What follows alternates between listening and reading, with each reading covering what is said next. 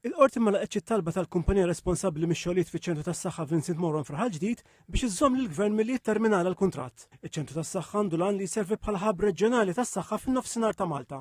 Fis-6 ta' Settembru li għadda, il-gvern ħabbar li waqqaf il-kuntratt li kellu mal-kuntrattur responsabbli mill-proġett minħabba d-dewmien biex is-servizzi li fiha l-binja jiġu ċertifikati. Il-Ministru għas-Saħħa u Sanità Attiva Joe Etienne Bela kien żvela li l-Fondazzjoni għas-Servizzi Mediċi ħarġet multi fil-konfront tal-kuntrattur b'rata ta' aktar minn 3,000 euro kuljum li kienu qabżu 2 miljun euro. Il-kumpanija Ergon Projects Limited fetħet kawża fil-primawla tal-Qorti Ċivili kontra l-Ministeru għas-Saħħa u kontra l-Fondazzjoni għas-Servizzi Mediċi u d-Direttur tal-Kuntratti.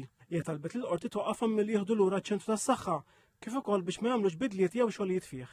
Il-kumpanija qalet li għalkemm il-proġett lesta u l-isptar inbena kien hemm tilima mal-awtoritajiet u hemm diversi xogħlijiet li ma ġewx ċertifikati mill-inġinier u li hija baqgħet ma tħallsitx tagħhom tant li fetħet proċeduri ta' arbitraġġ.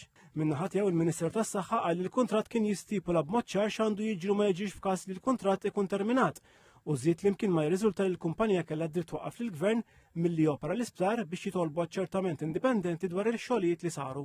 Wara li semma l-naħat involuti fil-kawża, l-imħallef Ian Spiteri Bailey qal li dwar l-ewwel darba ma jistax iżomm lill-awtoritajiet milli jieħdu f'idejhom iċ-ċentru tas-saħħa għax dan diġà qiegħed f'idejhom. Dwar it-tieni talba, dik li jżomm lill-awtoritajiet milli jagħmlu xogħol fuq iċ-ċentru tas-saħħa, l-imħallef Spiteri Bailey qal li huwa mhux issodisfat li l-kumpanija kellha jgħid prima faċe biex tressaq din it-talba.